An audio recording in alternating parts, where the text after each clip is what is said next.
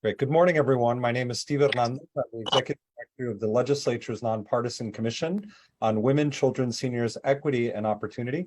We're here today to conduct our August 2022 meeting of the Statewide Senior Center Workgroup, and I'd like to welcome the members and our special guests today. We do have a robust conversation and agenda, so we want to get started. I know that those of you who have arrived, if you could please sign into the chat function so that we have a record of who you are and that you've been here, we'll get right to it. So firstly, thank you everyone for all the work that you've been doing behind the scenes to not only prepare for this meeting, but also to prepare all the work that we've been asked to accomplish together with our state agencies and with our upcoming Senior Center Coordinator for the state of Connecticut. I know that that's a position that will be filled sometime in the next few weeks and months. So we're excited for that.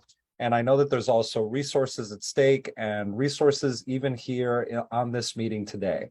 So without further ado, I'd like to welcome our first guest. We're so honored to have Michael Aiello from Court Support Services Division of the Judicial Branch.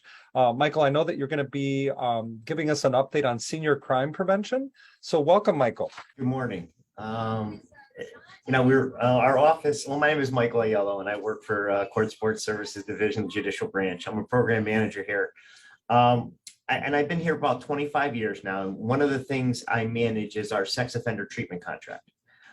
So I work very closely with my counterpart in adult probation, Deanna Dorkins, who is the Chief Probation Officer at Central Office, who oversees all of the units, who communicates with the local chiefs and local sex offender supervisors. We also work very closely with our partners at the Department of Correction, the state police. So we're all work closely together with our treatment provider, which for both agencies is the Connection Incorporated, CTPSB, the Center for Treatment of Problem Sexual Behavior. And we also work very closely and jointly with the Alliance to End Sexual Violence, used to be CONSACS, so the victim advocates as well. One of the things we do as part of statute is provide community education. And we do these, periodically when a town, so a local city or town, a mayor, a city councilman, maybe a state legislator reaches out to us and asks us to go to a town and explain what we do, talk about sex offenders in the community, how they're supervised, what services we do provide. Most of the time, it's usually when a sex offender is being released to that community and people are concerned and don't know really a lot about it other than, hey, it's a sex offender. Should I be worried? Should I be worried for my children? Should I be worried for myself, my wife, whatever it is? And I say, it's usually a man. The vast majority of sex offenders are men, but there are some female sex offenders. And what we do is each agency puts together a presentation and explains who they are, what they do, what services they offer. And I can give you an example of what that would look like for the branch. For CSSD, we would talk about our collaborative supervision model and treatment model. The Department of Correction and the branch mutually contract with the Connection Incorporated to provide sex offender treatment for individuals statewide. The vast majority occur at our probation offices.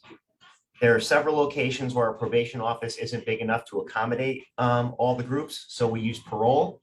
And in at least, I think, 2 or 3 locations, we actually use a private site where we either have a contractor existing there and the connection does it there, or they rent space so we can provide the treatment services. There's roughly about 110 groups a week that go on throughout the state. We also do credibility assessment. So included in sex offender treatment and supervision, we do 2 things. We do what is called an eye detect, which is the vast majority of what we do, where it's a computer program and algorithm. The provider is with the offender and they ask them a series of questions, and you can tell by the eye movement, the pupil, the dilation, if they're being credible or not credible. We also do full polygraph examinations. We actually pay for and have trained. They go to a school, and I think it's in Massachusetts, where they get trained to do polygraphs. So if we're looking to violate somebody or we're doing a history exam, we use a polygraph to try and get that information. So we work very closely with the Department of Corrections. So people get out of the Department of Correction, they usually come to parole, then they transition to probation. Sometimes they come directly from DOC to probation. And on some occasions, they get sentenced at court to no incarceration and come to probation. We arrange to have them assessed by the connection to determine their level of risk, their level to reoffend, and then we provide supervision and services based on that. The average length of treatment is probably 18 months and sometimes 2 years or longer. Supervision varies, but most sex offenders are on probation supervision for probably somewhere between 5 to 10 years. There are some that are longer. And what we would do is each agency would then explain. The Department of Correction would talk about what they do. The state police would talk about the sex offender registry and how they manage it and what their obligation is to report. They send out a yearly notice and then the offender has to go back. We do discuss some of the risks about sex offender. We give some of the recidivism rates and we talk about how to provide the best supervision. The Alliance brings a perspective from the victim, and they're always part of the collaborative treatment model and supervision model. They actually have joint meetings between the branch staff, so a probation officer, the treatment provider, the connection, the victim advocate. DOC is also part of those meetings where they discuss individual clients and any changes or things they want to target or need to worry about. So everyone provides a different perspective, and then we take questions. So again, I think we can do this one of two ways. If any of you are interested in having us come out, we're happy to do that. It's part of a statutory requirement, and we think it's important. There are a lot of misperceptions. There are a lot of worries and concerns, and we'd like to alleviate that. And so we can do it that way, or at one of your next meetings, if you like, we can probably do something virtual, which would be the easiest thing, because I can't think of the last time I did one. And a lot of times I don't need to be there. The probation officer assigned here at central office goes, a representative from the state police, the connection. The woman who monitors the contract for me directly might go. But we can also do it virtually this way, where if you want to be on there, we can talk to you about what we do and how we do it the same way we would do it virtually. It just would be easier, I think. The problem is then you'd have to go back to your constituency and tell them about it. Or if there's not that many of you and we can do them individually, it just takes time to coordinate everyone's schedule. As you can imagine, you got us, you have the state police, you have the Department of Correction, you have the Victim Alliance, you have our provider. It's a lot of bodies to get together. But we can also just share with you the presentations, most of which are PowerPoint, which has some of the data in it. It talks about how we provide supervision. So for instance, the assessments we use, we take the assessment from the connection and we put the person in the supervision category. We can discuss what those requirements are, reporting, telephone conversation, in person. And we can tell you all the different things we do and how we provide supervision and feedback, how we monitor them in the community. We use electronic monitoring. We use two forms of that. We use RF, which is radio frequency, which is, basically curfew monitoring when they enter and leave where they live. But we also use GPS on sex offenders, which not only can tell you when they're in and out of an area, it can also tell you where they go throughout the day. We look at those things. We get notified if there are alerts, if there's an exclusion zone. That information gets sent directly to an officer. 24/7. These officers get paid to do 24/7, weekends and holidays. So we would give you some information like that. That's the basic overview of what we do for that. And if you have any questions, I'm happy to answer any questions that I can. I have a question. And perhaps others do from a senior center standpoint, but I had a gentleman who in my previous life, I was a senior center director, and he had been incarcerated in another state for over a decade. And when he came to the state of Connecticut, I'm assuming, is the process similar where you all come together when somebody comes from another state and you're reassessing their probation, parole, because Connecticut's a lot heftier. He was, I think, incarcerated and then was able to be out in the community. When he was back in Connecticut, he had to see his parole officer every week. I think he had to take 5 buses to the city to go see them, and then they would come out to the community.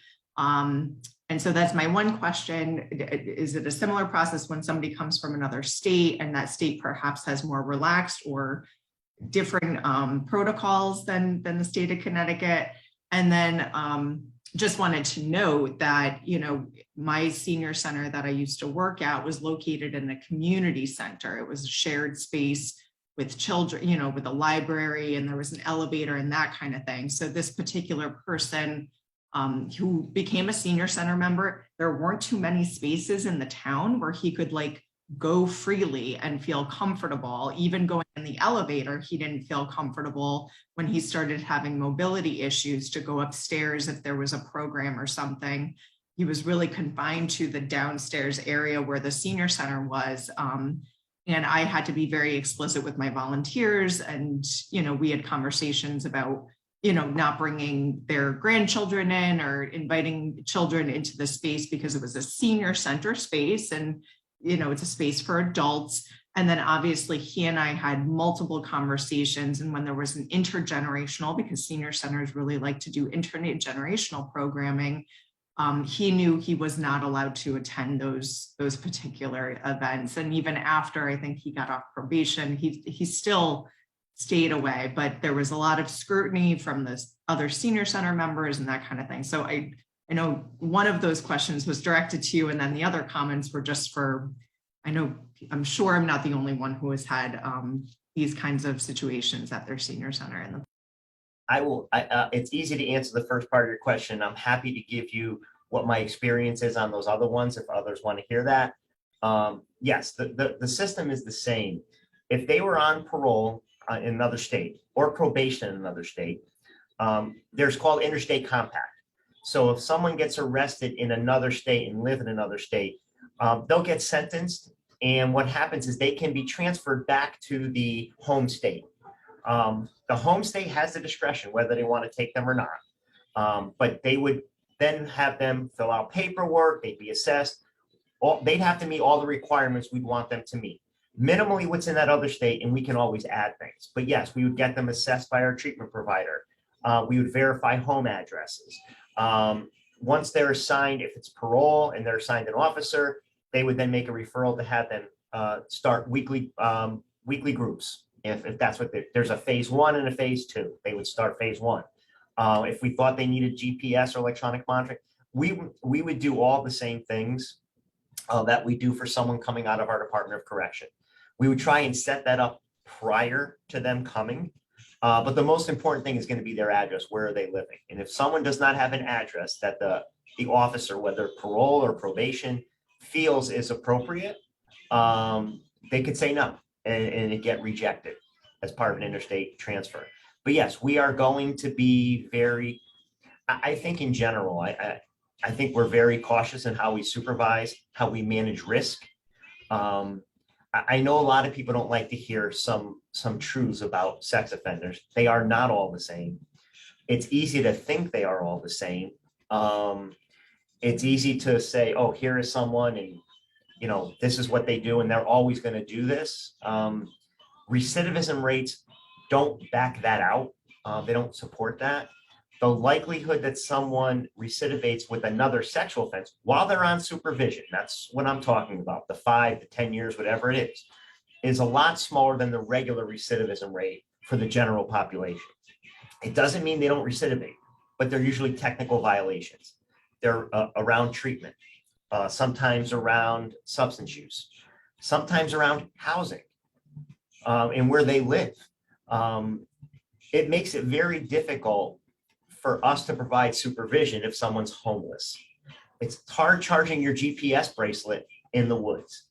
So it makes it complicated. There's a lot of times there's statutes that come out about housing restrictions and you don't want them in this community. And I think one of the big things that people fail to realize is the vast majority of offenses are occurred by people that are known to their victim.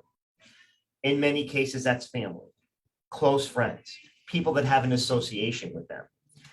So while you're watching the person who lives down the street because they're on the registry, what could and most likely is happening, someone closer to you or the family is the one who's going to commit that offense.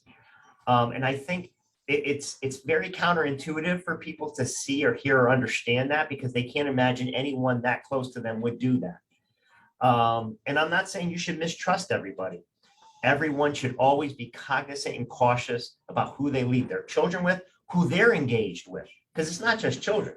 Assaults get committed against wives, girlfriends, neighbors, nieces, nephews, husbands, brothers.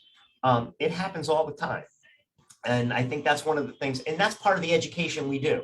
The connection talks about those kinds of things and provides the statistics on that.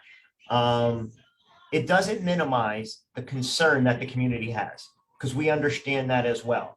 I mean, the state police, they're not the softest, fuzziest people. They're not, their job is to provide protection, and we get that. A lot of times people are upset about the fact that how can someone commit these crimes and get out? And sometimes they're yelling at us and blaming us. And it's like, we don't make the sentencing laws. We don't make the statutes. We don't impose the sentence. What we do is we try to manage them when they're released. So yeah, it's a difficult conversation, and I won't lie to you. Not knowing what the offense is on the person who is in your program, they may have posed very little risk to the people there, or it could have been a higher risk. And I think that's why we talk about individual cases and individual risk. It's not just here's a group, this is their risk. Thank you. And I think it was pretty obvious it was against a minor. So that's why we had to have conversations about youth. But and that's smart. He posed no risk to the people around him, to his own peers, regardless of what they may have thought. And it was also an education around for the members too, in terms of their, which I wasn't afraid of doing. We had done that around the LGBT community, or like anything different, or, where there was fear or a lack of understanding. I mean, here's the one thing that I will tell you. And I understand everyone's concern. So I would never minimize their concerns. But you're right. Against a minor, adults are less likely to be victimized. But the other reality is, if not at the senior center where there is supervision and a lot of people present, where does the person go during the day? What are they doing? You can't keep people on GPS forever. It's expensive, and it doesn't, unless they're going someplace they're not supposed to, doesn't tell you what they're doing. If there's someplace they should be. So it's a lot easier for us to provide supervision and get community input if they are engaged and we know where they are. If they're engaged at the center and you notice some activity, that's helpful to us, because there could be something that's happening that we can then identify and address in supervision and treatment. And I think that gets lost in some of this. It's helpful to have the eyes of the community and engaging people. If you ostracize people, it's always going to be more risky. Homelessness is a risk factor. All these things are risk factors. And if someone can't find a job, if someone can't find housing, it not only is supervision difficult, if they're not part of the community, then what else is there for them? It certainly isn't going to change their way of thinking. And we're all about changing how people think. Everything we do is based on cognitive behavioral restructuring. It's based on trying to change behaviors, identify the triggers, find different ways to manage them. So it doesn't really work if we keep saying we want people back in the community, but we really don't want them in the community. So we got to figure, and it's something we got to work on together. There's no easy answer, and I don't pretend to have an easy answer. Especially, this is our most difficult population, as you can imagine. We can't house them. We can't find employment for them. It's a struggle. Michael, this is so great. Diane, I see that your hand is up. Yep. So I know that there was language included in Public Act 21-7 that formed this work group specific to this conversation, which is great. So taking us back to why that is, a number of years ago, the town of Montville tried to establish a senior safety zone, and it was in direct reaction to a halfway house for sexual offenders being opened up next to a senior center, right? So there was a task force that looked at the senior safety zones, that identified a couple of things. One, a very large thing, is that there's a general lack of awareness about sexual offenders and about risks and rates of recidivism and you know what the state actually does about it. So there was a fear that needed to be addressed. We learned that older adults have a disproportionately lower risk of victimization in sexual assault, right? It's mostly children or young adults. Older adults are at less, not no risk, but less risk. We know that sexual offenders get older, right? So we know that there's a lot of people on the registry that are older adults that need services. The safety zones didn't happen. They weren't seen as being practical, but that I think that this is trying to address some of those other things. In those conversations that happen at a community level, senior centers were never included in them, right? We know that we heard stories of, I sat on that task force, so that's where I heard the stories of senior centers who would have a probation officer would tell, what do you call a person on probation? A person on probation. A probationer. We call A him probationer. To go to the senior center. You should go to the senior center. Even though that senior center, like Claire was talking about, was a community center that had youth in there. So there was kind of a lack of awareness on your side about what a senior center is and what a senior center does, right? So we needed to maybe try to provide that information for you guys to be able to make good recommendations. And senior centers needed to understand a little bit more about how to work with sexual offenders, what supports were available, because ultimately we're going to provide support to people as they get older. Whether they're on a registry or not. So just kind of that general awareness. So that's kind of my history lesson. And I'm not sure how I ever fell into like the senior center emeritus position, but that's what it is. I think the legislation is pretty specific about kind of, you know, what the expectations are. There are 160 senior centers approximately in the state. One in almost every community. They range from large multi-purpose community centers that are well tied into the community to very small, you know, kind of one person, one room operations. We kind of have a handle on that. We do have a state association, the Connecticut Association of Senior Center Personnel.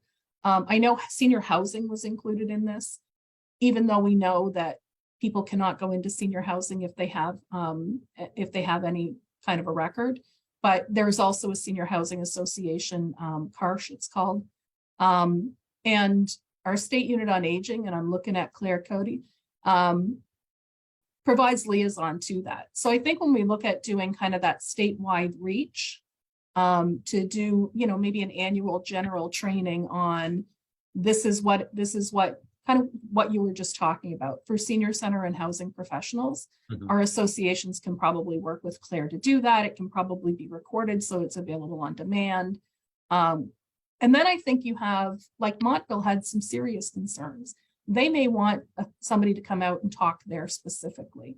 Dagmar had suggested, I think, that there be a presentation, you know, a hybrid presentation or a virtual presentation.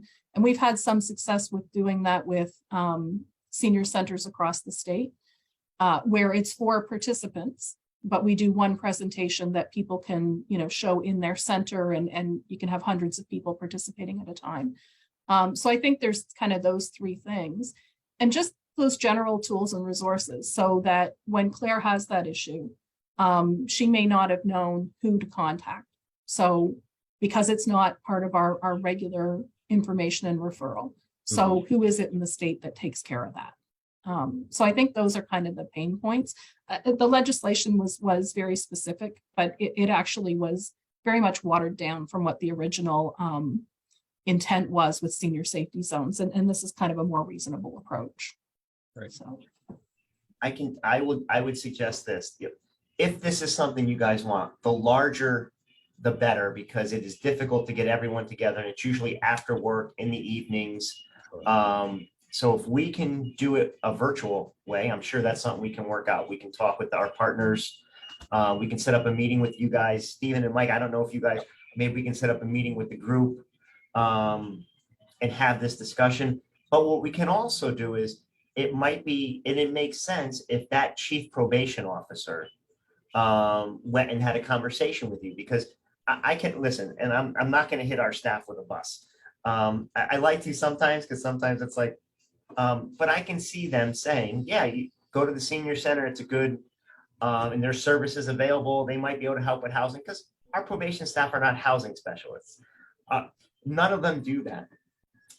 So I can see them grasping at something and sending them there without knowing what's really going on there. And it would behoove them, and maybe a chief probation officer in that community, to have a conversation with you, to talk to that director, to say, hey, we're going to have sex offenders who are older.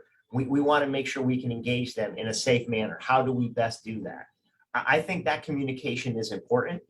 And I think that's something that we can do. It's a lot easier for a chief, and we have 21 or 22 offices, to maybe go to the 3, 4, or 5 senior centers in their area, or send their supervising sex offender officer to maybe do a presentation or have a conversation with you and just say, hey, here's what we're looking to do. How can we make this work? I think that's important. And this education is very important too. I mean, it's a tough conversation. I can tell you, we have sex offenders coming out of DOC regularly. When we try and help them, we have transitional housing. So anyone who is homeless or doesn't have family to go to, we would bring them in a transitional housing program. There is the program in Montville, and I was there when we contracted for it, created it.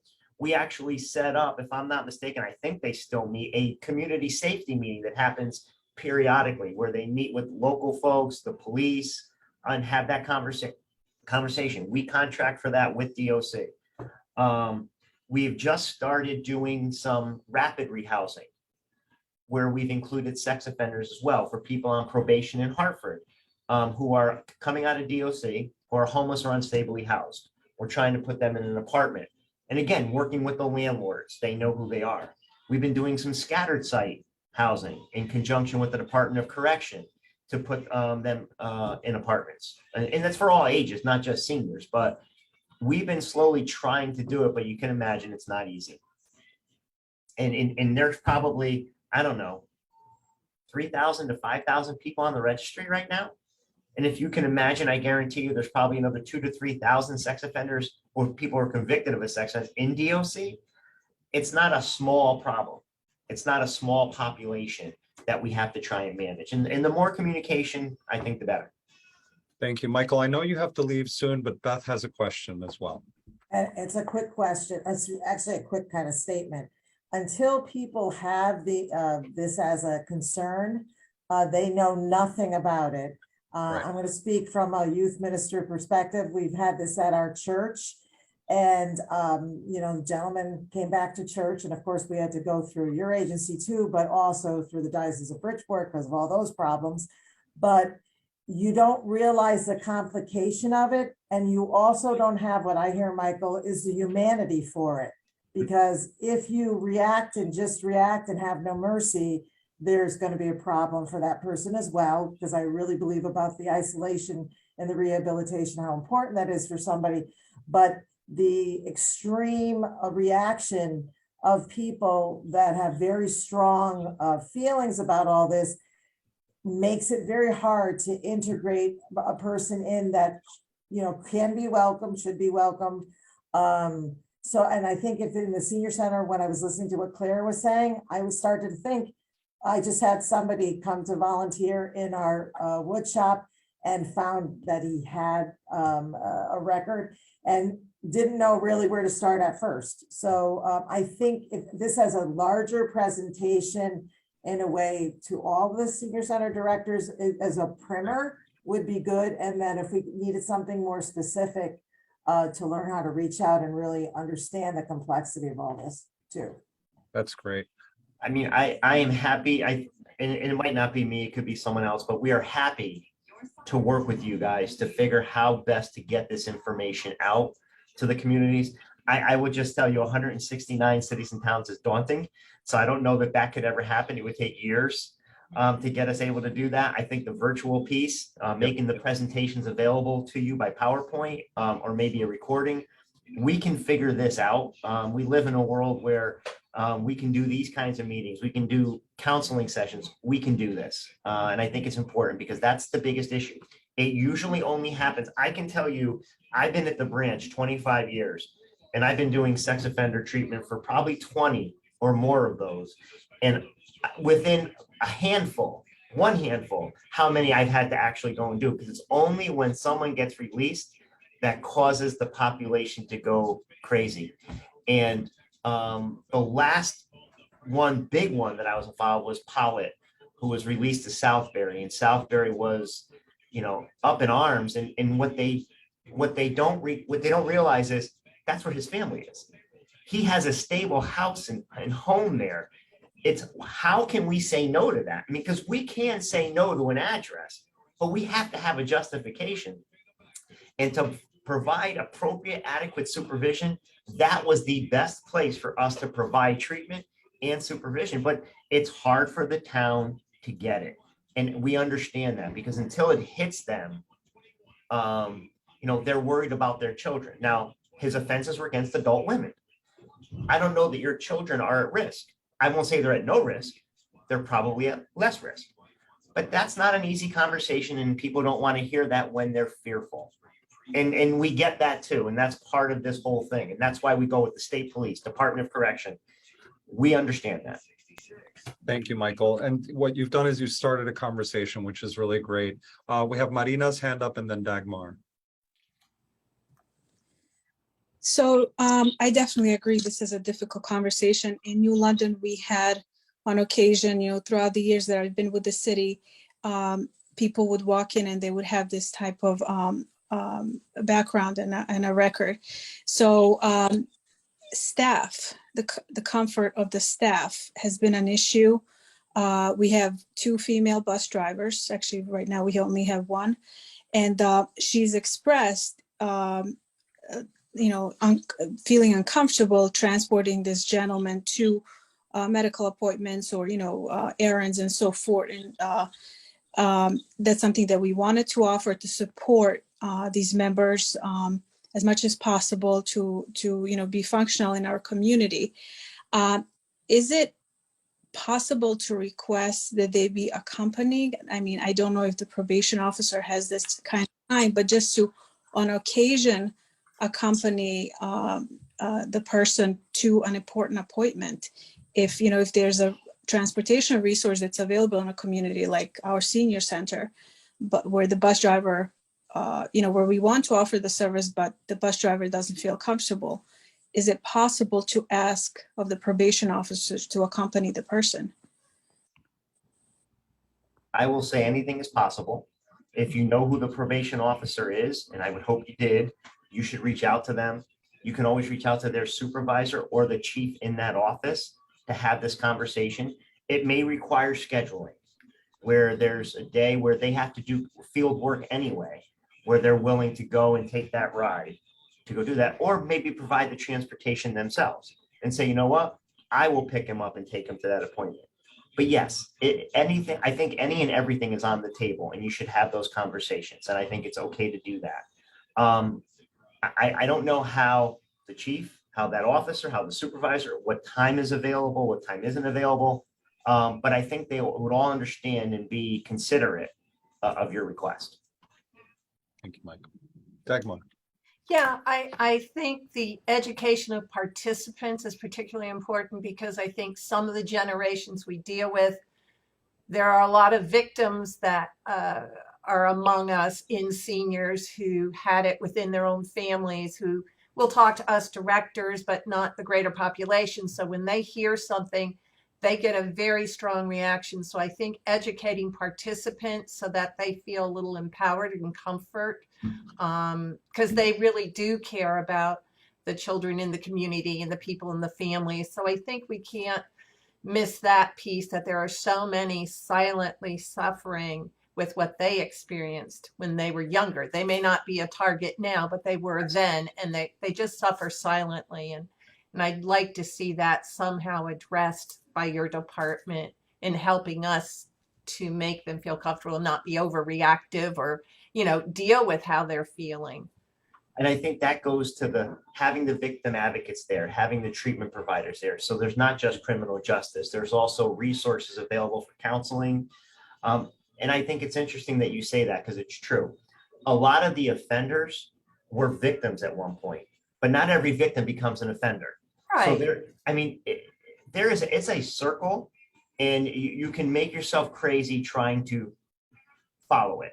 And all we're looking to do through this is provide the education so that people understand that how to protect themselves the best way, knowing where really to look and where not to look, or look more than someplace else. So is it the person down the street, or do I need to worry about whoever I leave my child alone with? And you should make sure you have that comfort level. But yeah, victims, the whole point of the victim advocate is to have that victim's voice heard. And in many of these cases, especially with the older population, their voices were never heard. They never spoke about it. Mm-hmm. And if they did, they were told, no, that's not true. You made that up. That's hard to deal with for 20, 30 years. So any resources that are available, that are out there in the community, the victim advocates will know about it and be happy to share that information. Thank you. Thank you, Michael. Thank you so much for joining us today, and thank you to our members for your care and sensitivity. Diane, it was, and your thoughtful background on why we're here is really proven today by the conversation and just some of the ongoing, I think, conversations that we'll keep having in the state, some of that resourcing you talked about, Michael. I think we have formed a good bond here, Claire, as you said. And moving forward, Michael, Claire, and Michael Werner, my colleague, we can work together to get some of these resources marshaled in as accessible a way as possible. So thanks again, Michael, for being here. And we just really look forward to continuing to work with you. And if you want to give anyone my contact information, feel free, give them my phone, my email. They can reach out to me and I'll answer whatever questions I can. And I look forward to working with you guys. Thank you, Michael. Thank you. Michael Werner, you can provide the group with that information, and that way we can all stay in touch. So with that, I'd like to now turn to, thank you all again for just your thoughtful input. I'd like to now turn to Claire Cody, who's going to give us an update on the executive branch. Yay. All right. My goodness. Okay, we've got quite an update here. So I'm going to be looking over here so that I don't misread. I did take some notes, and I had to confer with some colleagues because I'm not intimately attached to all of the funding that we received in the budget and everything that's happening. First thing I will bring up is the senior center coordinator position. I have nothing but good news today. That's my caveat. Nothing but good news for you all. So in the month of July, there were 2 field representative positions posted, as well as many others, which is very exciting for us at the State Unit on Aging, as we do have many positions to fill. So the next step will be selecting the field representative who is going to be working with and on behalf of Connecticut senior centers. So that'll be a field representative position. And then within all of our field representative roles, we each have different roles and responsibilities. So there will be an identified field representative doing that dedicated work, which is exciting. We're just pleased that that process is moving along quite quickly. Regarding all of the ARPA funding, and I'll kind of go over for each line item that we have. There are different groups that are receiving that funding. In general, a lot of research has had to be done in terms of this ARPA funding. This is a complex funding model where there are ineligible and eligible uses for this funding. I'm sure that's been noted around this table already, and we've had some conversations with every identified group or individual who is receiving money. So that's where the state unit has, over the past couple of months, we've been sitting down with these groups, going over their needs, talking about eligible uses and doing research on what we can appropriate that money for. So the first one was the Meals on Wheels, which is our home delivered meals program. And they received, I think it's $3 million. So the State Unit on Aging, the nutrition consultant, our staff attorney, Margie, of course, have had several conversations with the area agencies on aging and the elderly nutrition providers, the ENPs.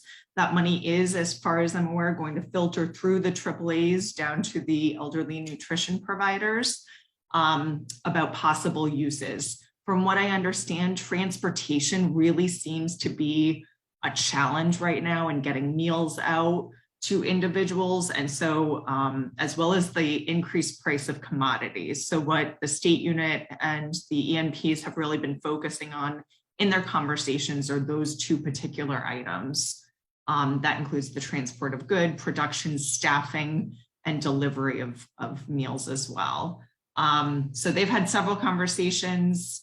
The respite dollars. So there was $4 million, $3 million, $1 million appropriated for respite for Alzheimer's. We here in the state of Connecticut have the Connecticut State Respite Care Program.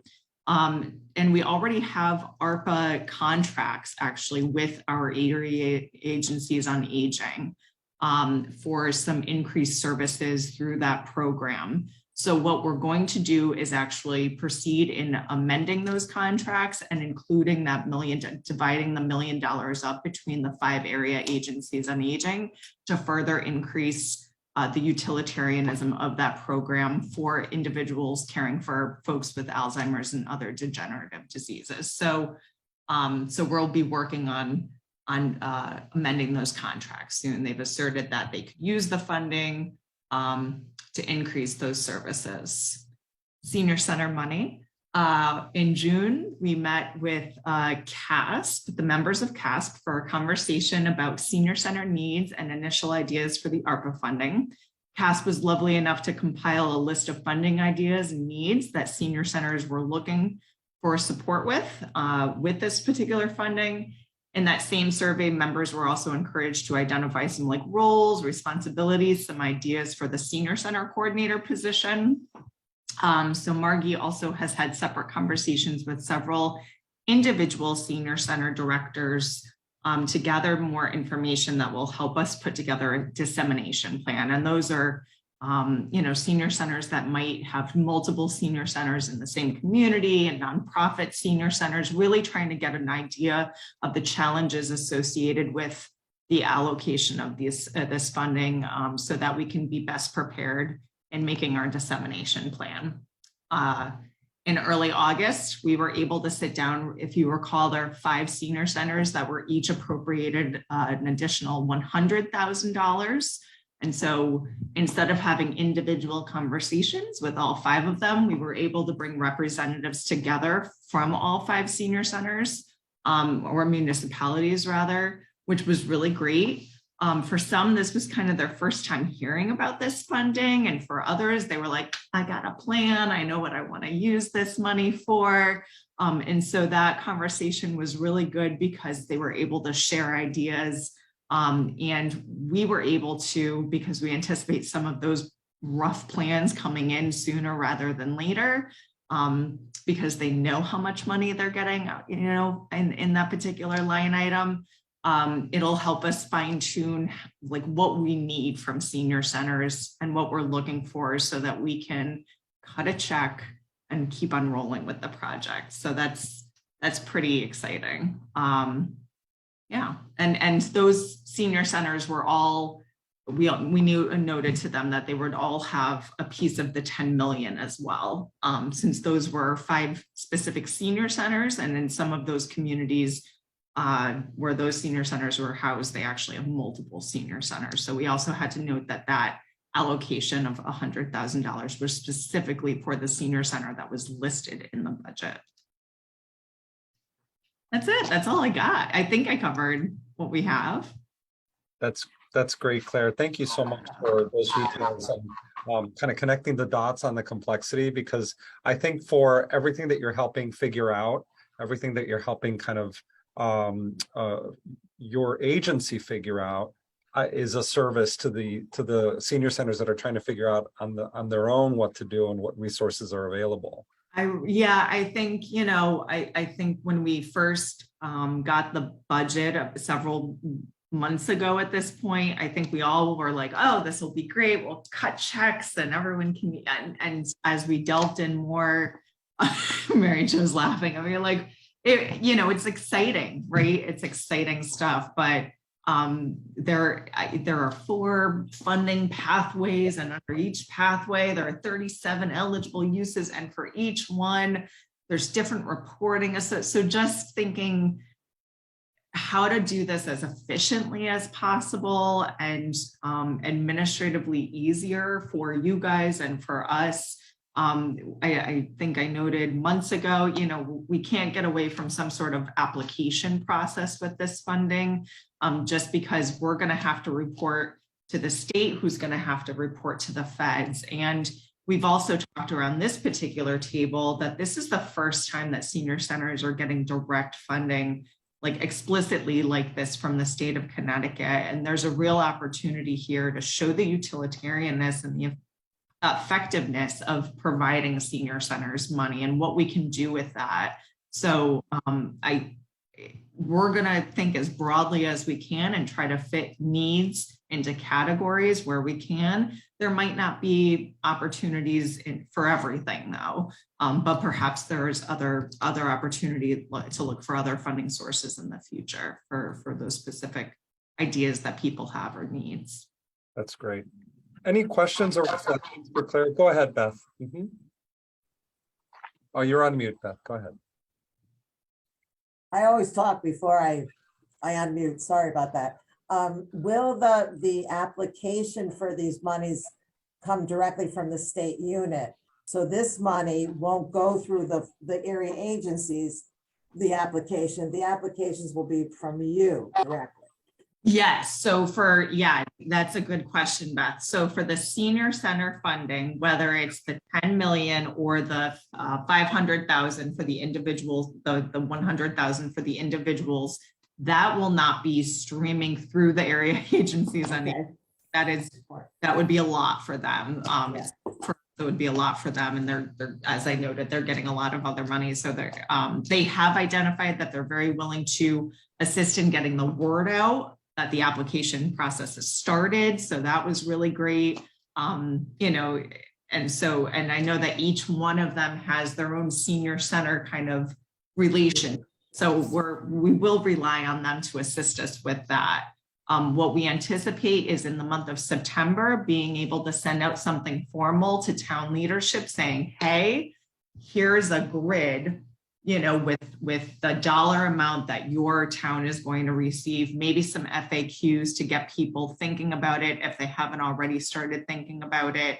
And then in a couple of weeks, here's your actual application process, et cetera. And then the idea was to not only utilize the AAAs, but also the CASP listserv, municipal agents, and say, hey, town just got this email or this application, or this correspondence. We encourage everyone to work together through this application process so senior centers can identify their needs if they haven't already done so to town leadership, so that it's a seamless kind of communication process for everyone on the municipal or the more local level. Perfect, thank you. Yeah, sure. So just, I know this was reviewed a couple of meetings back, but if you could just please, Claire, just identify the 5 senior centers that'll be receiving the 100K each. And also if you could just once again describe how they were identified. So those landed in the budget. I'm not quite sure how they were identified. I believe that was, those were legislators doing a lot of legislative advocacy on behalf of communities. I can tell you though, that those were, so Avon Senior Center in Avon, Connecticut, Dixwell Senior Center, Eisenhower Senior Center, and those are New Haven Bridgeport, Orange Senior Center, and Sullivan Senior Center, which is in Torrington. What was the second to last one? Orange. Yeah, so we were able to bring their representatives, which was kind of a modge podge of whether it's senior center personnel or town leadership, whoever could make it to that meeting and who was able to identify challenges. And we had a conversation a couple weeks ago with them. Claire, there's a question from Diane in the chat regarding the turnaround time from announcement of funding to application. We're hoping for within a few weeks, I'm guessing. I mean, right now we've had a lot of internal conversations. There was some identified need for out of the 10 million, we're going to be using some for administrative support just for us and finance, fiscal, IT related support. And then I know that when Senator Austin was here, what was that, last month, there was a discussion about some other, and we had spoken previously about like either a website or a senior center summit or some statewide campaign in terms of come back to your senior center, which I think we were all really open to. And so that'll be an additional slice off the top of the 10 million. I think internally we've come to like some idea of what that might look like, and we have to put together a budget. But this is what we have to do, is put together some sort of a plan for OPM. And so what we need to do is include it in that plan, provide our rough budget as well as the rough budget for the municipalities in terms of what that allocation is going to look like. We have had conversations about for those smaller communities, since I think we're looking at kind of basing that dollar amount off of the number of people in a community who is over the age of 60, that there are some communities who, I think the idea was to give them a chunk of money, everyone a chunk of money that could be really useful to them. So we have talked about having a base number. We're close to getting to where that is. We've talked with MCOA and Massachusetts Elderly Services a couple of times now in terms of how they've done that. They've had 30 years to like figure that out. No, the salary of the senior center field rep does not come out of that money. Sorry, Beth. I want to address that as I'm rambling on here. That money is in our regular budget. That's not out of ARPA funds. So that is a permanent position, so ARPA funds, there's a finite length of time to use those. The position is here, like that's the win. Awesome. Working toward it. So we need OPM to put their rubber stamp on it for everyone to say this looks good. Then we're able to communicate with municipalities. By that time, we should have some sort of an application ready. And in the back wings, we're working with technology to do this. So it'll take a little time, but I'm hoping within a couple of weeks, because otherwise you guys are just going to sit there and not know. And I'm anticipating, like with a lot of grant application processes, we might have like some info sessions, like how do you go through this application process? Or if people just have questions about the process or the eligible uses too.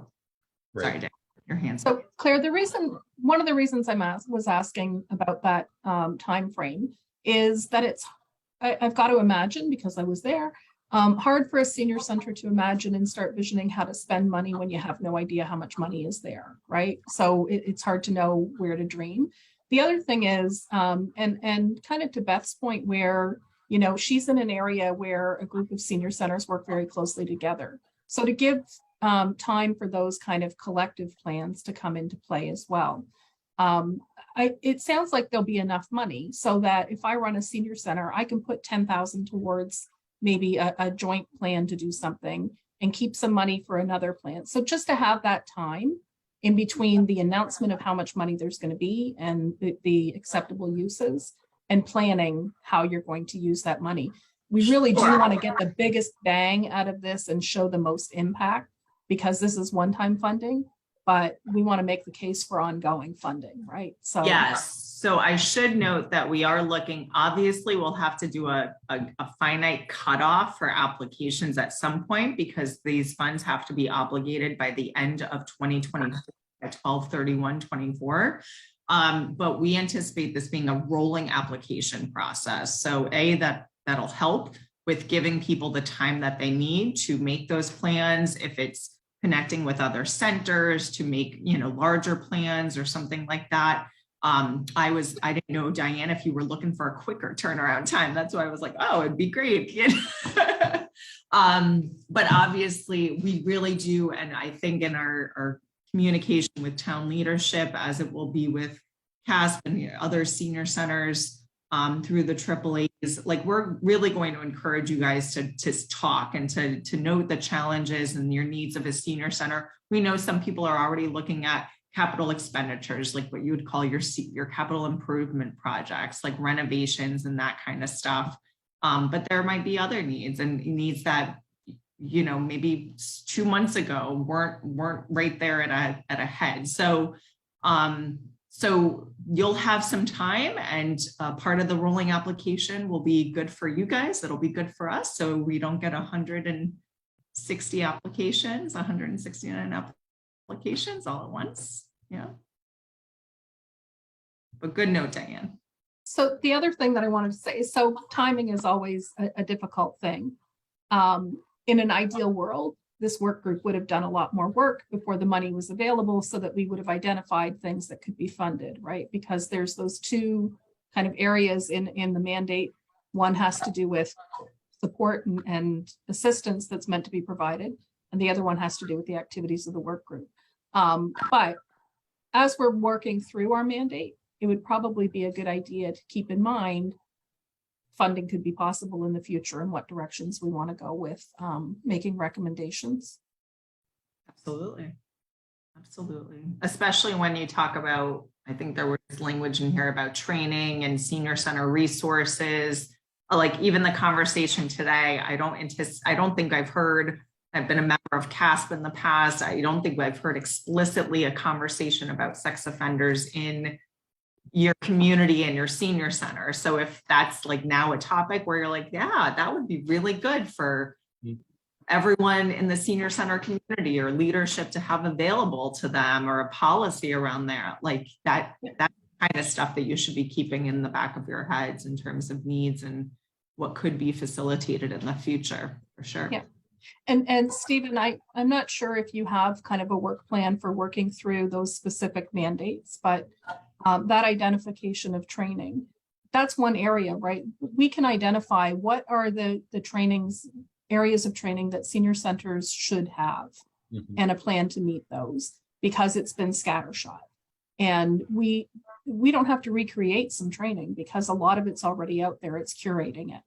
Part of the discussion that we need to have is whose role is it going to be, because the commission was very gracious in keeping this movement going by saying we'll accept responsibility. But now we have a funded position in the State Unit on Aging where we kind of envisioned it being to begin with, right? So how that gets parsed out, I think is really exciting as this work group moves forward. We've had this exciting problem of having $10 million thrown at us, which has kind of deflected the conversation. But hopefully we get back to what is actually listed in the statute.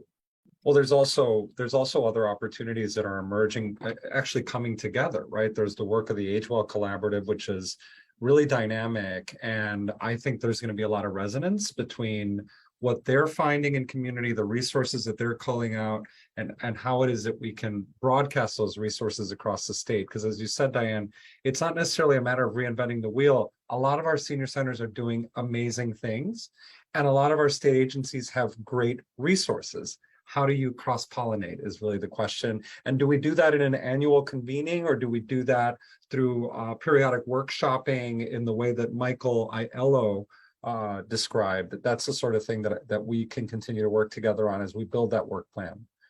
So thanks for that. Thank you, Claire. We put you on the spot for a long time, but that was awesome. Thank you, Claire. I never mind bringing good to the table, guys. Thank you, Stephen. Well, on that note, why don't we, we're gonna popcorn a little bit on some of our agenda items, just so that we can explore with more depth some of our options as we move forward. The first one, Michael, I don't know if this is the time when you want to give an update on adult daycare. If you feel that this is an appropriate time, otherwise we can move on in our agenda.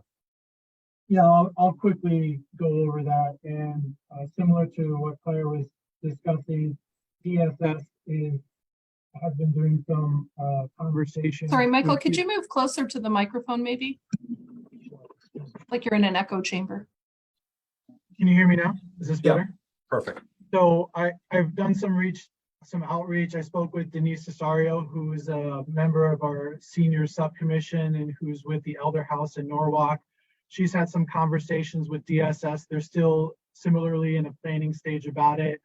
There's $3 million that have been added to the budget to help with adult daycare centers. And I further did some reach out to the president of the Connecticut Association of Adult Day Services, Maria Hitchcock, and she told me that there's a work group that's currently meeting as far as working towards getting adult day approved for Medicaid services. And they were probably having a discussion. She hadn't yet heard the details of that meeting. So there's a similar hope that in the next few weeks, potentially in September, to have some more information available for people. And that, as Senator Austin said, the funding from ARPA is good until 2026 as far as having to spend it. And we're going to be keeping an eye on it, and hopefully we'll have another update for our future meeting in September to be able to share about what Adult Day is doing and how the funding will be working for them. That's great. Any reflections or direction on that? Thank you, Michael. We'll just keep connecting the dots there as well. Now, Michael, there's a resource that you found that we discussed. If you recall, Dan, we discussed at length the relationship between the livability work that's happening at the collaborative and then some of the work, Age Well work that's happening in communities. So, Michael, can we talk a little bit about this resource and how it is that this resource that's really focused in the Danbury area, as I understand it, how it is it could be a useful template in some way, either for technical assistance to have this type of resource in other areas, maybe some resourcing. So I think this would be a good time to have that conversation. Yeah, absolutely. So I emailed everyone a resource document which has a number of links. This particular website I'm sharing is with Age Well Connecticut, which is, as Stephen said, focused on the Danbury area. But I thought it was neat in its presentation. It allows people to post their events. You see Brookfield, New Fairfield, Woodbury, and these different senior centers are allowed to place in a centralized location different opportunities for members of the public to see what their offerings are. And I wanted to just share it as a potential resource and get our members' reflection on that, if they thought developing something like that would be a good idea. My understanding is, again, it's for that particular area, but it seems like a user-friendly way, and it has nice graphics to be able to share different opportunities for programs. Again, with the main goal that Senator Austin was talking about, which is to get people out of the home, reduce isolation, increase socialization, and help senior centers to improve their participation rates. Any reflections on that? So are you showing us this as an example of a direction that we could take? This particular website is proprietary, right? And there's it's an expensive one, I think. So this is an example of maybe something that we could move towards, is having a joint calendar. Yeah, that's what I was thinking. And, potentially speaking, if we have the senior center coordinator at the State Unit on Aging down the road. This is also just another item that we could share with that person once they're onboarded and just give as an example of a concept that they can maybe think about utilizing as a template or something like that to have on a statewide basis for different members to collaborate with and to share about. Well, there's a statewide basis, but I also imagine if we were to work with regions and municipalities to provide regional resources like these, and maybe this template can serve as a way to provide technical assistance to some of those other regions to create their own, because this is so it's such a personal presentation to the Danbury area, but it's really dynamic. And imagine if we had these in the various regions of Connecticut where people could look to their own resource. It doesn't necessarily have to be a statewide resource. It could be regionally based and regionally resourced and funded in collaboration with some of our other initiatives, including what some of the municipalities might be doing for livability in their own right. Maybe they can leverage some of their resources for this. I think this is beautiful, and it's not the only one where there are a group of senior centers or a group of collaborators who have put useful information for a variety of either senior centers or resources. There's another similar one in the eastern part of the state as well that I'm aware of, and I'm sure I'm not aware of all of them. In recent conversations when we were talking about this particular ARPA funding and a statewide campaign and just how this upcoming senior center coordinator position could really support and engage and empower senior centers throughout the state of Connecticut. I do think minimally there should be a senior center website associated with the state where there are active links to every single senior center in the state of Connecticut. Great. A good job, but it's a membership organization, so it's not all inclusive, obviously, of every single senior center. And so if we have the opportunity to put that work and put and perhaps create a layout for other information that can go up there, whether it's special events or collaborations, or if you looked at other either membership organizations or statewide organizations where they're bringing a lot of resources from multiple organizations into one place. I think there's a lot of opportunity there. Minimally though, I think, I don't know about anyone else, I'm thirsty to see a place where you can get information about every single senior center in the state of Connecticut in one area though. But it's beautifully done, and I've been well aware of AgeWell for quite a while now, and it's nice to get a refresher and just to see how they illustrate the different events in that area of the state. Yeah, I think this is I love your idea, Claire, of a place that has all the senior centers linked to theirs, because many municipalities like mine, you have to be a resident of Branford. So a lot of our events are not regional because we're funded by the local municipality. So that's a bit of a challenge, but I like where one place where people see the State Unit on Aging, well, I could get info on what's going on in my community, in my area. I really do like that a lot, but you do get into the proprietary on a local level as well. So, and I as a director, I think my programmer would love to see all the activities that everybody else is doing, so we could click on all the links, because we do plagiarize from place to place. Oh, what are they doing? Oh, that'll make it a lot easier for planning. Just saying. Why reinvent the wheel, right? Correct. I know nationally there's some platforms that do this as well, and I think one of them is free. But and Beth, you were going to say something, so maybe Claire, you can ask my question, answer this afterwards. But so the state is working on a virtual platform for senior centers. Whether there's any interplay between this and something like that, where senior centers are starting to take on a virtual space. And if Beth's question is related directly to this, I'd take her first. It actually is, Diane. It was basically, well, it was actually a comment. What I'm finding actually since COVID is so many adult children are looking for a one-stop place to find out what goes on in their part of the state too.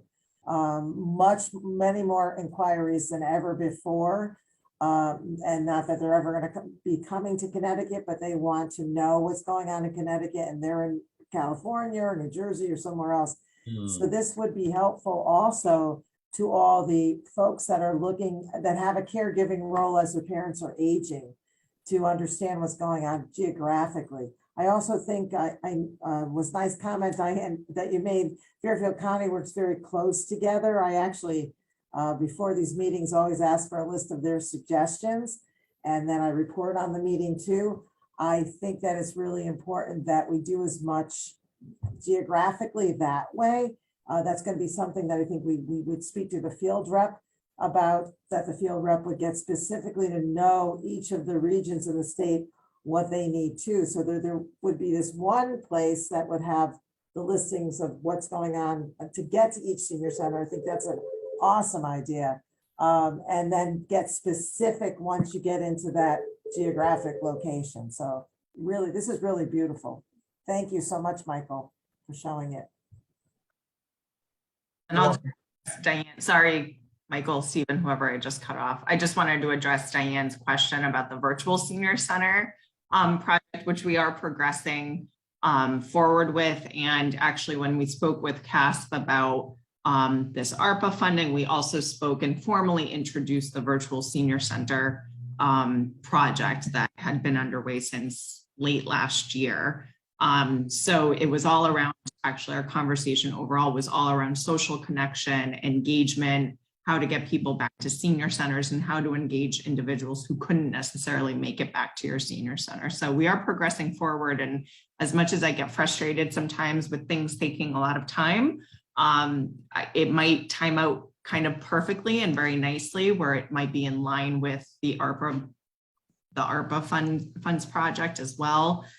So I feel like we're just going to be hit with everything all at once and lots of opportunities. And so I'll keep you apprised as I know more as we move forward.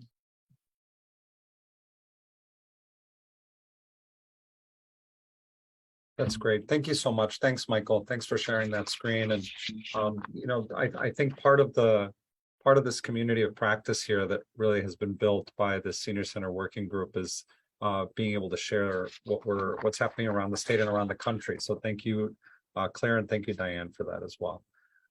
So part of what we are planning as we move forward, as you mentioned earlier, Diane, is trying to figure out what's out there, what are resources, what members want to know, what the demographics are.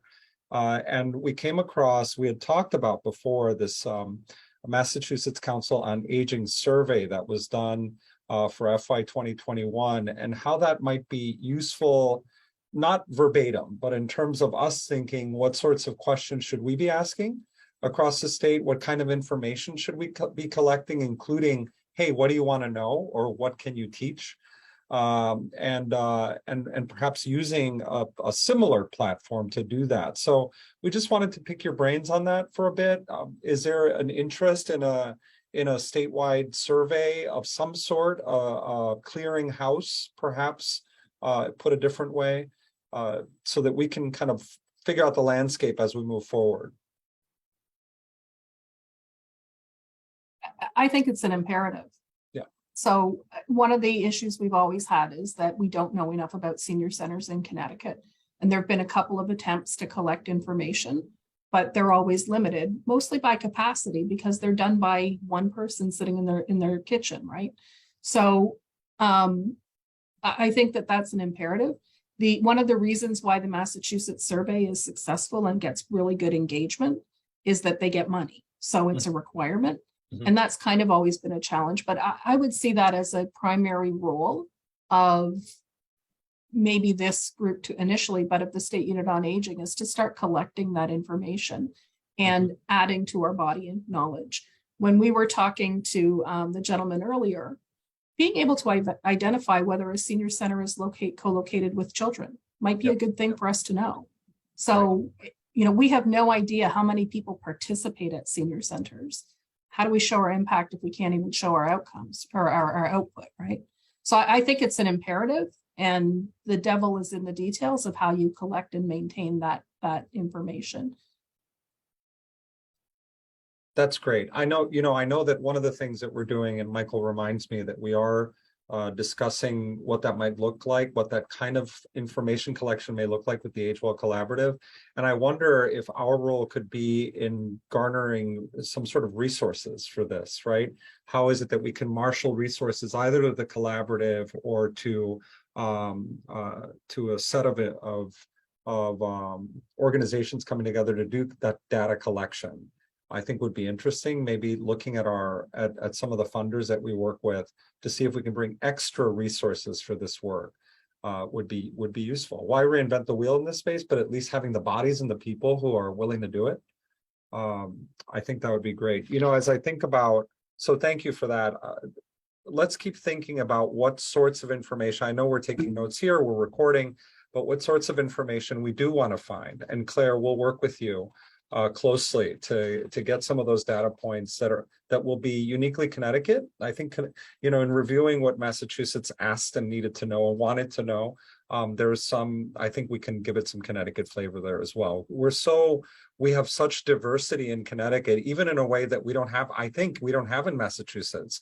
Even though we're tiny, small but mighty, we have a lot of diversity in our demographics, in our geography, in our levels of access. So I think that's really important that we get that snapshot that you mentioned, Diane. Now, Michael, you wanted us to revisit our Senior Center Task Force report in some interesting way. I know that's something that we're doing in thinking about how it is that we report out annually, because there will be an annual reporting requirement. We teach with our actions, and part of that teaching is how we start connecting the dots with all the senior initiatives that are happening across the state and how we report about it in that way. So we're thinking about how we might do that, Michael, but what is it that you'd like for us to think about with our Senior Center Task Force report? There were elements of that report that are evergreen and in fact are still blooming with the work that we're doing here. There are elements of the report that could be updated. I don't know if that's useful to the group. Diane, you have such an intimate recollection of that work. I wonder, is there a utility in revisiting that report, finding the evergreen parts and just continually retouching on them, maybe updating some of what we knew then, so that we can continue to inform the public using that format. I'd really love to get your feedback on that. So I think the Senior Center Task Force report and the Senior Center Task Force really brought in a lot of information and a lot of speakers, and then kind of made recommendations for where further discussions should happen. So that's what this work group is those topics for further discussion. So I think it's useful. I think background is always useful. I think we did a lot of the collecting of the information that talked about why we were having those discussions, and we can revisit that, or some of the people that kind of brought in information. But I really think looking at what we do now is we have some defined topics that we're meant to discuss in this group, is to start bucketing those discussions, right? We're supposed to talk about standards. I think we need to have conversations about that. And there's examples that we can bring in, but really to talk about, is this something that the field wants? Is this something that makes sense in Connecticut? Where are other examples? How can we have those discussions? So in terms of the other task force, I think everybody should read it. Everybody should be familiar with how we got to where we are. I don't know if all the supporting materials are there. I know that we maintained a record of everything that happened in that task force, including video or audio recordings of every meeting and copies of every presentation. So that's kind of the body of knowledge that we start with, and then figure out how we take the conversation further to make actual recommendations and action plans. That's great. That task force did not make action plans. It identified areas that need further discussion. That's great. And I think having an accessible clearinghouse, I know that it's located, that these materials exist, but having it be accessible, the way that you describe it, Diane, which is compelling, that was the State the Case report. And now we need a momentum and moving forward reporting and series of conversations.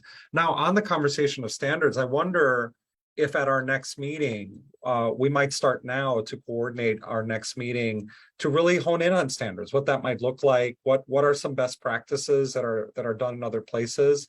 I don't know whether that's one conversation or two, but I think in the planning we can decide that. Who's at the table for that conversation and how do we frame it so that it's accessible and also not scary. Because I think whenever you say the word standards, whenever you say the word guidelines, it starts getting scary for those who think, well, how are we going to resource? How do we marshal resource around that? So is there an appetite for perhaps focusing in our next meeting or two? Michael can help us plan for that to really talk about some best practices and standards. Great. Awesome. Good. I see a lot of thumbs up. Great. Now, Mike, can you walk us through, if you will, thank you all so much. Can you walk us through, if you will, some of the strategy discussion points and questions? I know these are touch points or like tippy toes to kind of guide us moving forward. But if you would, just kind of walk us through some of the things that you wanted us to keep in mind and maybe the viewing public to keep in mind as well. Yeah, thank you, Steve. The first thing that I'll mention is that September is Senior Center Month, as I'm sure we are aware. So that's just something I wanted to mention, and I didn't know if members had any resources about that they wanted to share for our September meeting or any comments on that, but I thought it was worth. Michael, I'm having a really hard time hearing you. If you could just speak in, lean in. I Your boss apologize. needs to get you a better microphone. We should I can hear him just fine. He's got the fancy microphone, but I'll think about ordering it. Yeah, he's got the broadcast one. So just wanted to reflect with members that it's Senior Center Month and see if anyone had any comments about that. It's a nice dovetail, Michael, actually, to what we were just saying, which is maybe during Senior Center Month, it's the perfect time to talk about how it is that we 3.0 Senior Center access, activities. Go ahead, Beth. I almost did it again, but every year we make a big deal. You can't probably see this, but this is what the theme is this year. And I have like 100 of these that are going all over the center that have all pictures on them and personal things that are happening in this center specifically and at large. We advertise in the municipal newsletter about it prior. We already have our September newsletter out and every single new activity, or we have 3 or 4 celebrations. There's a lot of cake during this time and entertainments. And it's all a huge push. And this year we were very happy. It ended up in the first Selectmen's newsletter that just went out. This is the first time I've been here since 2009 that it got there. So we're really making that push like locally. And it's going to be on Channel 79 too, which is our local station. So, we try to make as big a deal as we possibly can every year, but this year it's like the big hooray. I love the theme of strengthening connections, and so that's what we're trying to do. So and show great. All the connections. Beth, thank you so much for sharing that, and I know that Dagmar has also shared that there will be a banner across Main Street. Go ahead, Leonora. Oh, cool. Oops. So Beth, I love your energy. It's just great.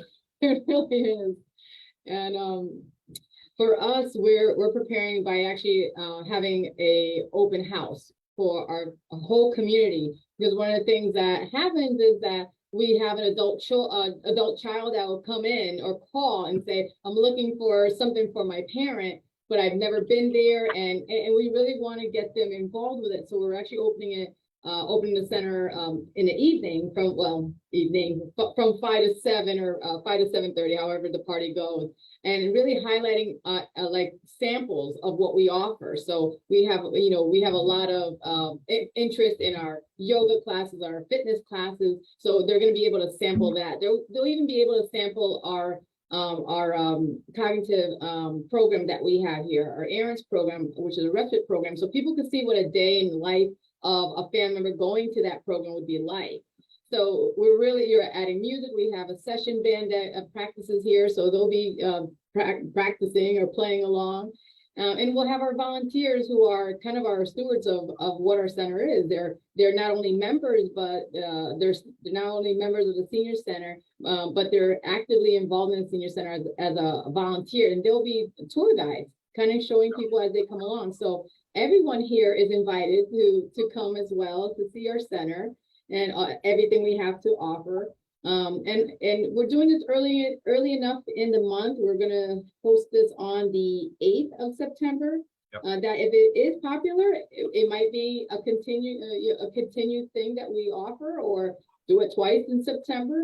Along with our regular activities and programs we have, we're working on a lot of community-based interactions, connecting with our local cafes to host more art shows for our senior artists that are here. A lot of times that's already done, but sometimes, our seniors are interested in those spaces, but really don't know how or who to contact. So we want to be that connection for them. And also reminding people that we support as many senior centers as a hub for social services, regardless if they're connected to the municipality or not. As a nonprofit organization, we are a quasi agency of the city, but oftentimes their Health and Human Services will call us or send folks to us if they feel this is really more of a senior center thing. So we really want to just emphasize our partnerships that we have with our local agencies and everyone here. So come to our open house. Leonora, both you and Beth and Dagmar, you just made me think, we do have the capability here. I know, for instance, you just said some of this is going to be broadcast on your local news channels. We also have the ability to deploy some technology from here to perhaps capture some of those moments during the month, and then to present it in some way as a kind of a unifying celebration, right, at some point later in the month. I would love to be able to do that with you, Michael. Let's work with Werner Ollanadel here in our office. Werner loves to do this sort of thing. He has the technology for it. It's very mobile, and maybe we can capture some of those moments across the state and then broadcast them together in some way. So let's work together on that, Michael. If that's interesting to you, then we can find some examples across the state of where these celebrations are happening. And then please do share them with NCOA. That's great, 100%. Yeah, so please just reach out and send links, or let us know in advance when there's a particular broadcast, or if you already have the link, let us know. Great. Or when we can attend some of these. Thank you, Leonora, for your invitation. When we can attend some and perhaps capture and memorialize some of that footage ourselves. And again, Werner here is masterful at stitching all those things together with the technology and just making a really nice presentation. So we could do that as well. And maybe somehow deal with the leadership of CASP, so you can get more input. I think that would be a good idea to do that. Thank you, Dagmar. Awesome. So I did drop I dropped the links in the chat for the Senior Center Month materials that are available, as well as we're having a Senior Center Summit on September 23rd. That's a virtual summit. So make sure you sign up for it. That's great. And let's think about, Michael, we might think about rebroadcasting it if that's a thing, using our own network and maybe just share it, right? I mean, we've done that before with other organizations where we'll partner and just stream their broadcast as a kind of like a host for our network here in Connecticut. So that might be something we might do. Just think about it. It's an option for us. Will do. Great. Awesome. Anything else, Michael? I'm sorry, I know you were going through your list. Thank you. So another item, just again, with the development of the Senior Center Coordinator, as we're thinking about standards for the next meeting, if our members here have other thoughts that they want to share with the State Unit on Aging about that position, that we're happy to then proffer forward to them, so that the person who gets that role can just hear our reflections about the needs of that. I didn't know if anyone had any extra feedback on that at this time, or that's something we can think about a little bit more going forward. I think that you should allocate that first section of the statute that talks about the assistance provided, allocate all of that to the State Unit on Aging and that person. That's great. Yeah, there is a modest job description in the statute. The statute was written very intentionally for that purpose. And so that's the first part. But then, of course, the way that I'm envisioning this, and Claire, with your grace, we're envisioning kind of an ongoing collaboration, right? And an ongoing communication between this group and the coordinator and the State Unit on Aging. I think it's going to be imperative that the State Unit on Aging and the Commission have an ongoing relationship, especially considering some of the conversations we've had about getting ongoing funding. And I would assume that would be part of this report. I saw the word feasibility in there. There's only so much that a membership organization can and should have to do for its members if there's a state person allocated to assist them and provide some of this information. And if there are some core standards that the state wants to see or wants to support, I don't see why you guys are the legislative side. We're going to need you, and we're going to want a absolute working relationship moving forward. I think it's in the best of both of our abilities. That's great. And whether it's us with our hat that we wear, our policy hat facing the legislature, our administrative hat in this room, and then of course our cross-agency collaboration, I think you've got it, Claire. So I'm really excited for that. We're at a number of tables together already, so it just makes sense, doesn't it? Yeah. Great. And then finally, I see on your agenda here, Michael, the fact that the CCSU discontinuing their gerontology degree program is kind of it's a disconnect, especially because what we're seeing in the state is more need, the more need for people to enter the profession, for professions to collaborate across profession with each other. In the care and service and collaboration with all of us who are aging. So I think the real question here, and thank you, Michael, for posing the question, is what is our role, if any, in building the excitement among people who are leaving careers and may want to enter a third tier career later on in their lives after they've retired from one service or another. We thought about retiring teachers, or people who are entering their career prospects, kind of figuring out what they want to do with their lives early on. What's our role perhaps in ushering people into careers that serve the aging? Yeah, Stephen, and just to add on to that, I was reached out to by a constituent to advise about this topic, and anecdotally what they said is that today's students were more interested in working with children than they were in working with seniors. And in another conversation that I had, the idea came up about, well, what about retiring teachers, maybe perhaps teachers from the K through 12 sector, if we start maybe marketing to that group about the concept of working and to pursue gerontology, to go into that field, and they already have an educator background. And what other ways can we make this field attractive? And also, quite frankly, it's about money. Youth going into their careers don't want to work for municipalities that don't have super competitive salaries. And the benefits that used to be drawing people in are gone. And there's no option to work remotely if you're at a senior center. And so it is very much a challenge, I think, across the state when we've seen a lot of retirements amongst our colleagues, and they can't fill positions. And I'm not so sure. I think retired teachers are a great resource for us at senior centers, but kids and seniors are very different to work with. And I don't think you can make the assumption that they're the same. Right. I think that's kind of a challenge too. Right. Okay, I unmuted myself. You did it. And this is a very passionate thing for me. because I'm actually a youth minister that works with high school kids as well as a gerontologist. What we have done here is we're very fortunate to have Fairfield University and Sacred Heart University. We have OT students in their junior year and PT students junior year and senior year do different kinds of projects here and certain kinds of programs, test their skills out. I have had so many young people who said, I cannot believe, they've always thought that all there were nursing homes, and they love the senior center environment. Also Fairfield University, the tech kids, I've worked with the computer technicians to come in and then for them to develop projects.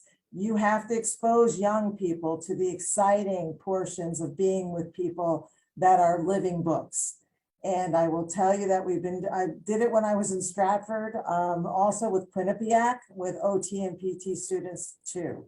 So if you have your local universities and they want to do field placement, they want to get real experience, the OT students actually come in to sharpen their interview skills. So they're not with somebody who has dementia. They're with a live, active, resilient senior, so they see how the generations go to. And then intergenerational program, doing as many intergenerational programs as you possibly can, especially with high school age kids, because we have so much to give that generation that doesn't realize that resilience and making good choices and not being victims and not being entitled. I'll talk about the Fairfield County area, how that is not life-giving. What's life-giving is giving life. So unless they're invited into these environments and their perspective changes on these environments, they're not going to be interactive. And even choosing, like I've heard in medical schools, very hard to get doctors, young doctors, obviously, to go into geriatrics, because who wants to see that part of thanatology, how important that is as part of the healthcare system.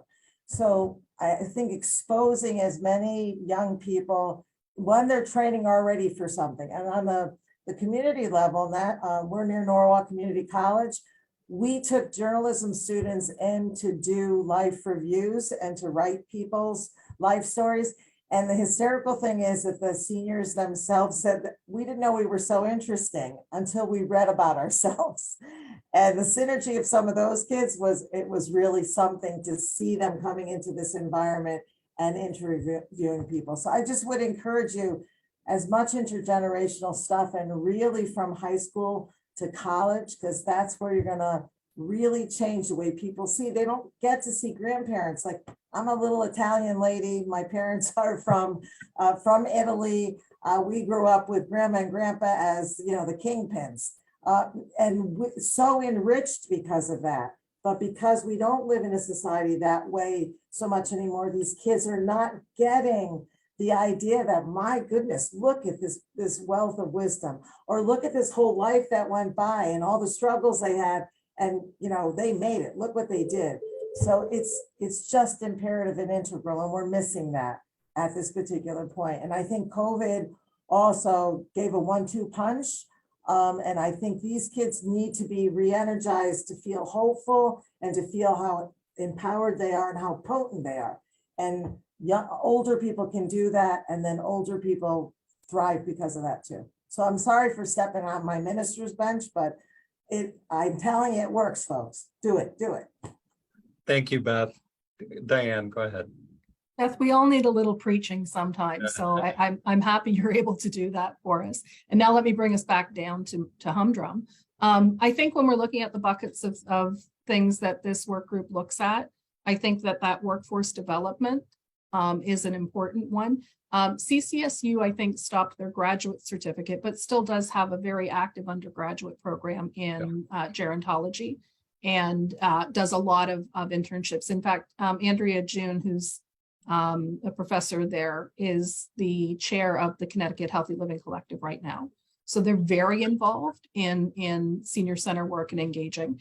But we did invite them to come and talk in the task force about kind of what gerontological knowledge should senior center directors have, because not everybody comes from a background with gerontology in it. But I think looking at kind of what's the pipeline for people working in this field is really important. We hear a lot of workforce development when it comes to the caregiving and healthcare side, but not kind of in the social community services side of things. So I think that's a good discussion to have. I think that looking at working conditions and in particular salaries, this is a pain point for a lot of senior centers. A lot of senior centers are municipally funded. And the person who works, who leads the senior center, who does programming in the senior center, their salary is not always on par with colleagues that work in other departments in the community. So for example, a recreation supervisor versus a senior center program coordinator, a director of a senior center versus the head of another division.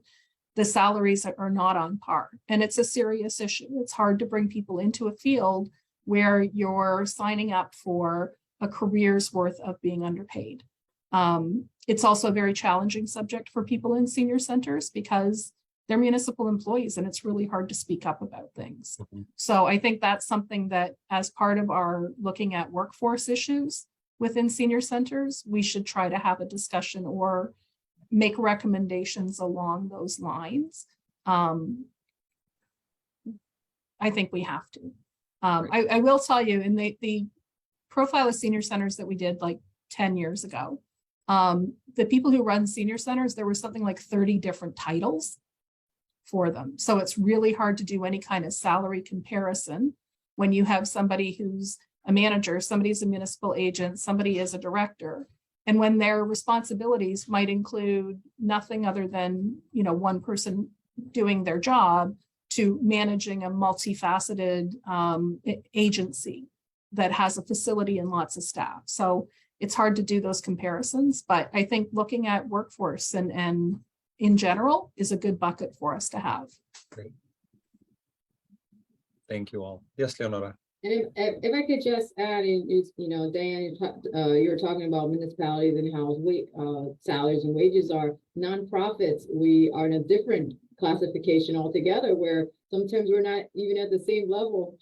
If municipalities have issues in senior services on where their wages are, imagine how nonprofit organizations and senior centers are dealing with it. We have to look at where do we compare to where our colleagues are in a municipality and for roles, and how do we stack against other nonprofit organizations in general. I most recently created a wage equity matrix so that several things could be factored in. One, the minimum wage change that occurred in July, which will occur next year as well. And also looked at the position titles of many different senior centers for positions I had available, and seeing if I could create a range so that I could be competitive to some extent. I have a board that still is looking at this and saying, well, you have to stay within a range. Yes, but I have to be competitive so that I can actually bring people and keep people here. I have to be allotted additional labor hours so that, not everyone's going to want to work part-time at 20 hours. People are looking for benefits. We don't even have a standardized way of managing benefits for many senior centers. Some are under municipalities, some you're on your own, some don't offer it, so we need to work on all those little aspects. And that's how we're going to be able to develop a better workforce and make this more of an interest for those young college folks coming out, or even folks before they're in that college level, getting out of high school. How are we attracting those young people to even consider us? Mm-hmm. I know for myself, I had no idea about gerontology until much later, but I knew I wanted to work with older adults. If I knew at a younger age the process, I might have changed my course strategy for my education.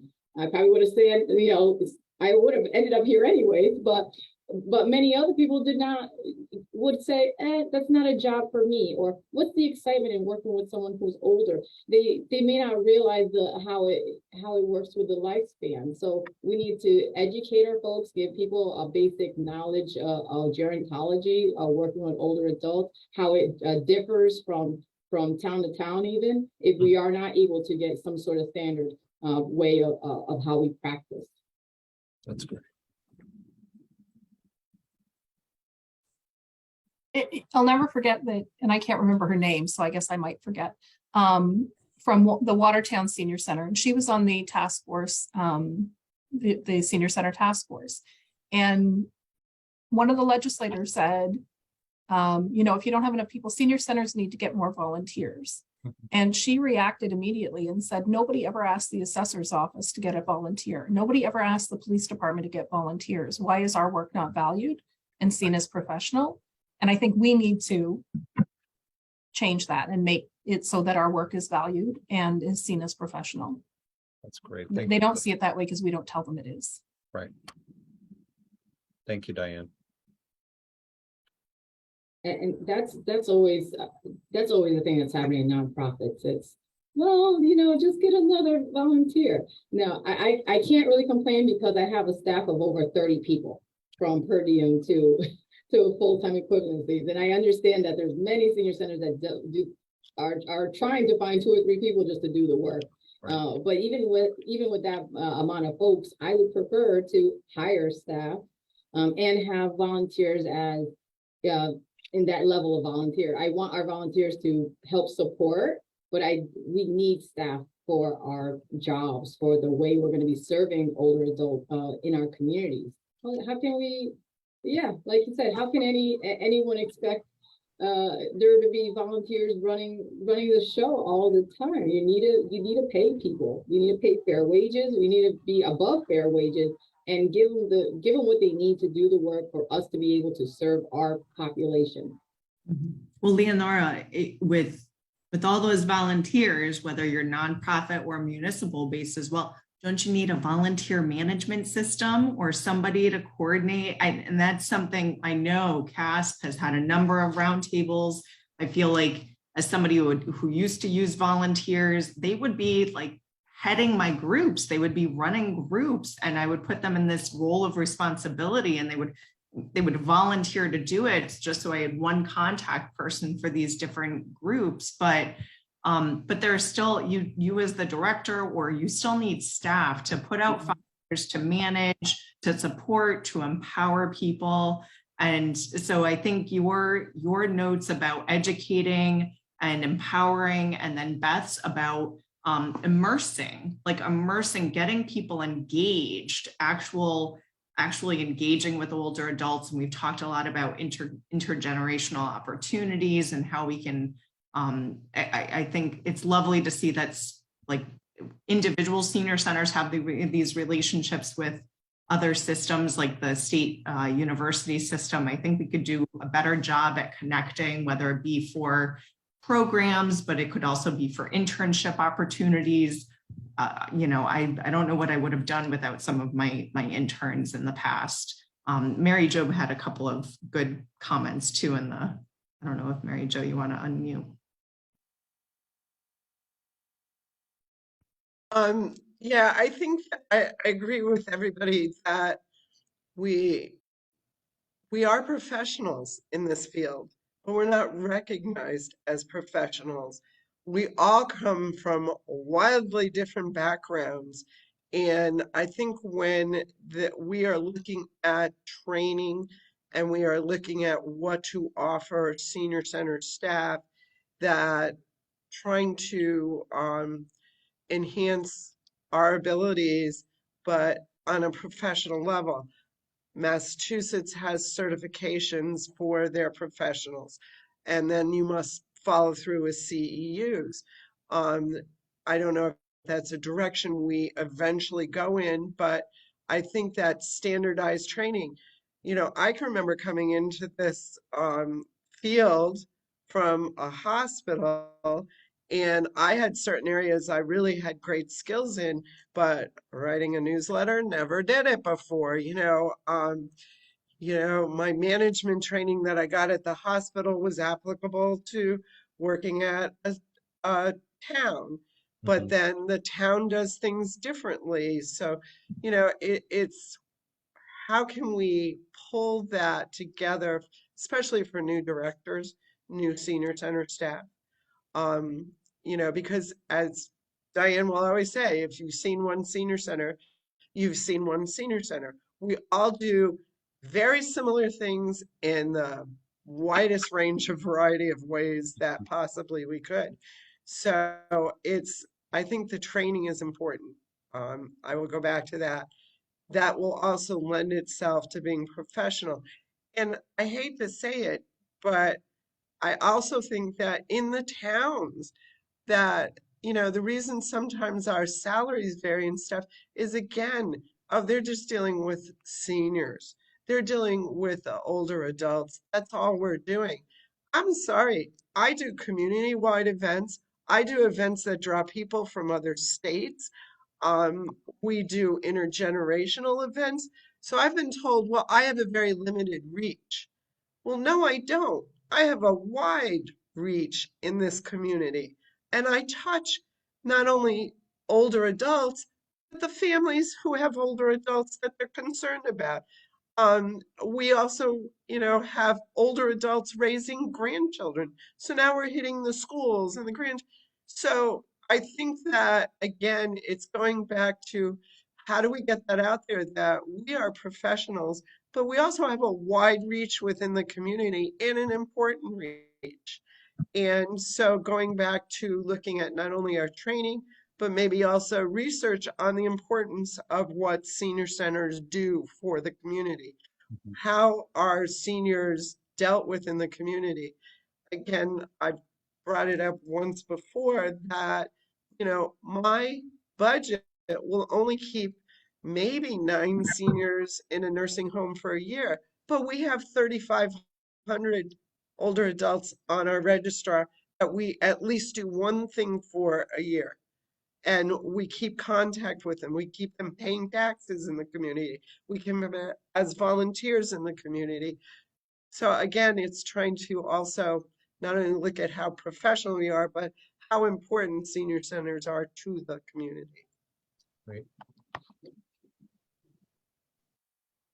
Go ahead, Leonora. If I can just say, there is, talking on the point of training, there assisted living administrators have a certification.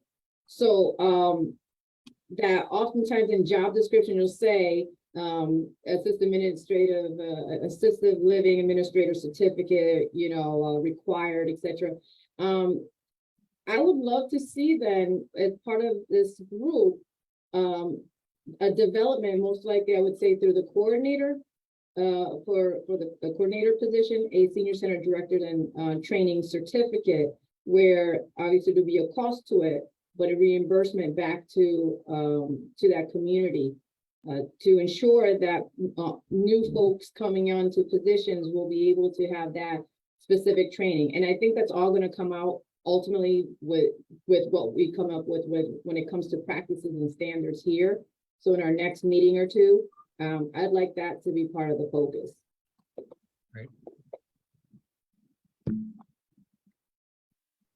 So the devil has enough advocates, but let me be another one. We can't simplify this because when I look around this room, it's still kind of a homogenous grouping of people where we have a lot of, when you slice and dice the senior center, sometimes the person responsible for the senior center or the responsibilities of the director of a senior center are stratified between 3 or 4 different people, up to, the director of Parks and Recreation. So we have to be mindful of one size does not fit all. But at the same time, all of these things need to be happening, right? Yeah. So how do we get it so that it kind of overlays everything? And I think it's possible, and I think it's absolutely necessary. Everything, even as simple as having model job descriptions, so that when a community says, oh, we have to replace the director, and again, looking around, we have a lot of, we have an aging workforce in senior centers. When I look at how many of my colleagues are thinking about retirement in this room alone, right? who's thinking about retiring is we have an aging workforce. So we kind of have to set this up now. And something even as simple as job descriptions. And I wanted to, Mary Jo talked about, standards, but also about those 3,500 people. When we talk about standards, I think we were never talking about something that we would impose as a mandate that senior centers would need to, have wholesale changes in operations. But those minimum standards are things like you need to count how many people you serve, right? You need to count and report on that, because that's the way we start building the case for demonstrating value of senior centers. Anyhow, I know we're running out of time, and I'm actually in Ontario getting ready to jump in the car to drive to Connecticut. So Godspeed, Diane. Safe Well, thank you. travel, Diane. As we do come upon the hour, I just want to thank all of you for the robust discussion today. There are several questions that we didn't address in this order, but we did address in our conversation. Some of the touch points that you included, Michael, on the back of our agenda were things that we want to be continuing to think about, especially for our next meeting. So again, thank you all so much. This meeting will be broadcast. So if you're watching it now, you're probably watching a recording, but so much of what we discussed here, some of the resources that were mentioned in the chat will also be incorporated into the broadcast. So thank you all again so much for this meeting. And I think the next time we see each other, we will be celebrating Senior Center Month. So I look forward to that. thank Take you. care, everyone.